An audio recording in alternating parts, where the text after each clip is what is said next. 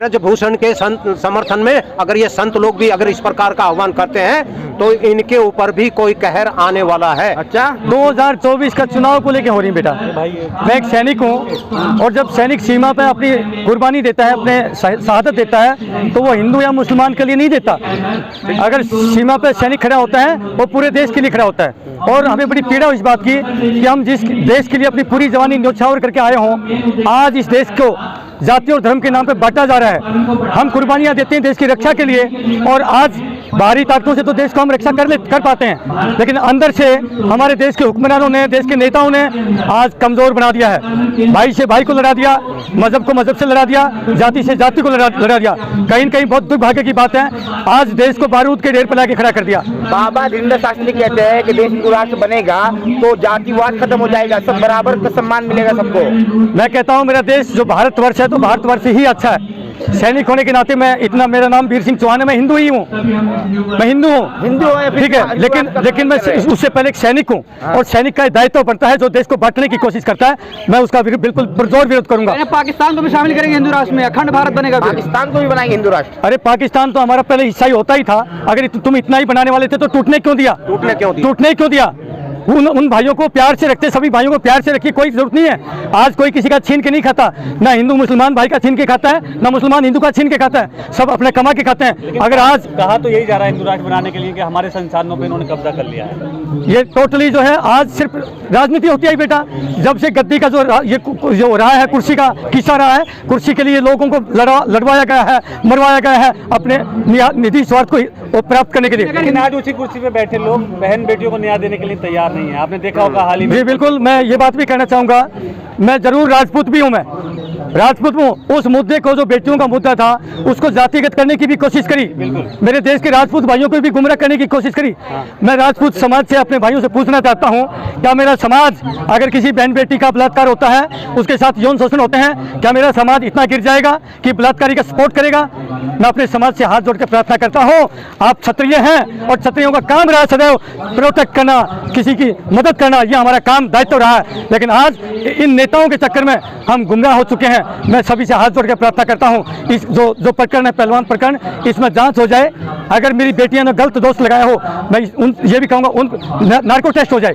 कोई हम अंतर्यामी नहीं है, ना आप अंतर्यामी है, तो फिर क्यों खाप पंचायतें हो रही है? देखिए एक चीज है, जांच में दोनों आदमी तो अपने आप को निर्दोष बताते हैं। इसके पास क्या तरीका है? एक ही है नार्को टेस्ट जितना जल्दी हो जाएगा, ना देश का समय बर्बाद होगा, ना देश का जो कोई आंदोलन होगा, कुछ भी नहीं होगा। नार्को टेस्ट हो जाए, बेटियों का भी हो जाए और मंत्री जी का भी हो जाए। जो दोषी पाए उन दोनों को ऐसी सजा मिले कि दोबारा, अगर बेटी गलत पाती है तो बेटियों को सजा मिलनी चाहिए कि दोबारा कोई गलत जो है एलिगेशन ना लगाए। अगर मंत्री को मिलती है तो ऐसी सजा मिलनी चाहिए कि दोबारा कोई मंत्री एक बार नहीं 1 लाख वर्षों से गलत काम करे। अयोध्या के साधु संत समर्थन कर रहे हैं ब्रजभूषण जी का। देखिए संतों का काम ये होता है, देखिए वो यहाँ के संत हैं। हम 30 साल देश की सीमाओं की तपस्या करके आता है, क्या हमारी तपस्या से कम है? क्या बताइए आप? एक सैनिक बॉर्डर पर खड़ा रह के तपस्या के समान करता है। हम भी तपस्वी हैं, लेकिन मैं दुर्भाग्य से कहना पड़ता हूँ कि जो मेरे भगवा भाई हैं, जो हमारे गुरुजी हैं, जिनका दायित्व होता है समाज के अंदर भाईचारे का पैगाम फैलाना, शांति का पैगाम फैलाना, आज वो भ्रमित होकर के और वो भी पॉलिटिसाइज हो रहे हैं। लेकिन उन बेटियों को जूते के तले रोना जा रहा है। आपने जनता मंत्र की तस्वीर देखी? बिल्कुल देखा। आप सरहद पे देश की रक्षा करते हैं बेटा, में जाकर नाम रोशन करते हैं। बहुत ही दुर्भाग्यपूर्ण स्थिति है, क्या करें हम? हमारी आत्मा खुद दुखी है,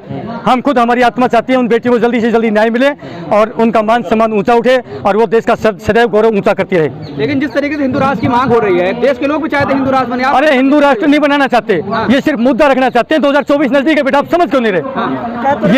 ये ध्रुवीकरण करना चाहते हैं 2024 में, और कुछ नहीं है। क्योंकि अब इनकी नौकरियां मिली नहीं है।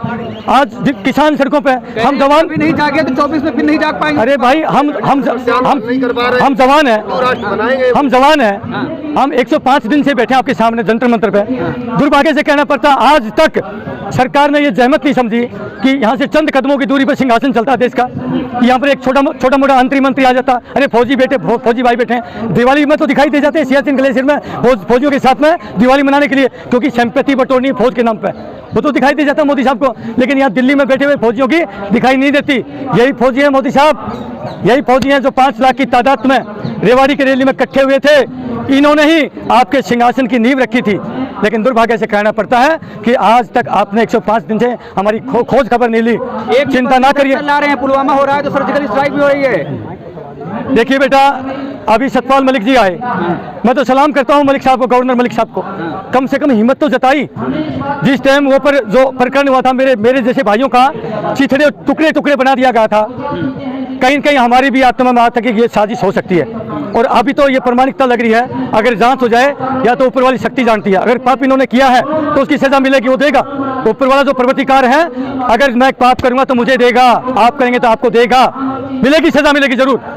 मैं ईश्वर से प्रार्थना करता हूँ, हे ईश्वर इनको सद्बुद्धि देना कि जिस प्रकार से एक सिंहासन प्राप्त करने के लिए गरीब के बेटों की बलि चढ़ाई होगी तो सेना की सीक्रेसी बहुत मजबूत होती है। इतना आसान नहीं है कि विस्फोटक सामग्री वाली गाड़ी के अंदर ही टक्कर मारी जाए। ये जानबूझ करके किया गया खिलवाड़ है। आप कह रहे हैं हिंदू राष्ट्र नहीं बनेगा, लेकिन बाबा दीनदयाल शास्त्री जो है दावे के साथ कह रहे हैं, पर्चा खोल लिया उन्होंने। बेटा, हमारे भी साथ में अच्छे अच्छे संत हैं, पर्चा खोल लिया उन्होंने।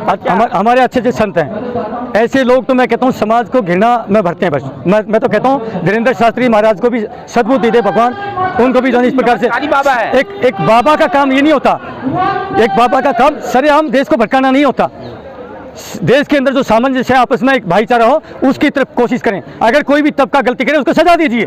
भड़का कहाँ रहे, वो तो कह रहे हक इंसाफ। मेरे भाई आप मेरे भाई आप कह रहे हो वो चमत्कारी बाबा है। अगर ये ऐसे चमत्कारी बाबों ने तो सोमनाथ का मंदिर लुटवा दिया था, ये ऐसा ही चमत्कार कर रहे हैं। आप गलत उसको बोले चमत्कार, क्या चमत्कार है इसका? जो हिंदू राष्ट्र की मांग कर रहे हैं। देखिए, सैनिक का काम होता है देश की रक्षा करना बस। ठीक है, वो हम कर रहे हैं बखूबी। जब सेना में थे तो करके आए, अब रिटायरमेंट है तो अभी भी करेंगे। इंटरनल भी हमारी भावना कोई चेंज नहीं कर सकता, क्योंकि हमने एक थाली में खाया है।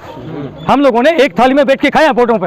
हमें वहाँ हिंदू मुसलमान सिख ईसाई जाति पाति नहीं दिखता। लेकिन आप अगर मैं एक बात देता हूँ उदाहरण पे, अगर मान लिया ये साहब है सूबेदार मेजर लालचंद यादव साहब हैं, एक मोर्चे पे ये खड़े हैं, एक पे मैं खड़ा हूँ, लड़ाई लगी, अगर गोली मोर्चे पे आपको लगेगी तो आपकी हिफाजत मैं करूंगा, इनको लगेगी गोली तो इनका भाई नहीं आएगा गांव से, इनकी हिफाजत कोई नहीं आएगा, इनकी हिफाजत मैं करूंगा। अगर मुझे गोली लगेगी तो मेरी हिफाजत आप करेंगे, क्योंकि हम भाई से खून से भी गहरा, बड़ा खून होता है, यानी कि खून का रिश्ता होता है। सबसे ज्यादा कहते हैं खून का रिश्ता, तो हम खून से भी गहरा रिश्ता जी के आते हैं। हम उस नाते से कहते हैं साहब इस देश को गलत लोगों की नजरें लग रही हैं, हम उसको नहीं लगने देंगे। लेकिन अयोध्या के साधु संत ये कह रहे हैं कि भारत बंद करेंगे ब्रिजभूषण के समर्थन में, क्या कहना चाहेंगे? देखिए, मैं तो कहता हूँ कि कोई नहीं, आज की ऊपर वाला जरूर आएगा, हमारे जैसे भाइयों के दिलों में कोई ऐसी मानवता लेके आएगा कि जरूर उनको समझाने में कामयाब रहे। मैं अपने साधु संतों से अपील करता हूँ कि साधु संतों, आपका काम होता है समाज को सही दिशा देना।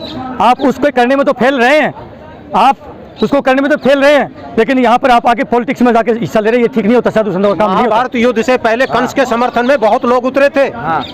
ब्रजभूषण के समर्थन में अगर ये संत लोग भी अगर इस प्रकार का आह्वान करते हैं तो इनके ऊपर भी कोई कहर आने वाला है। अच्छा, बिल्कुल, क्योंकि सच को आंच नहीं, सच्चाई जो है मैं अपना नंबर छुप नहीं सकती। मैं अपना नंबर छोड़ता हूँ, अगर कोई सोचे नकली फौजी आगे होगा हो सकता है सोचे, मैं अपना नंबर छोड़ता हूँ 8368 002355।